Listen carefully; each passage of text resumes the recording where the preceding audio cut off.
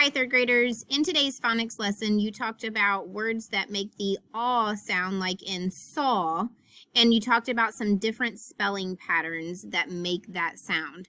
So for your activity today, you're going to do or play a concentration game with one or two other people from your classroom.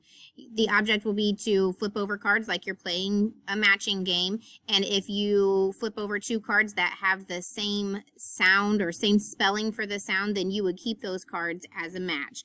So if I am going, it's my turn, I might flip over floss, and then this one, loss. Floss and loss have the same spelling, so I would keep that as my match.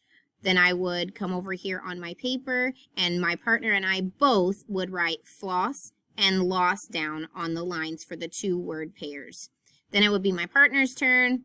Let's say they flip over this one and this one. Dawn and moss, those don't have the same spelling for the aw sound, so you would cover those back up. You'll do this until all words have been uncovered and until you have written or typed all words into the word blanks.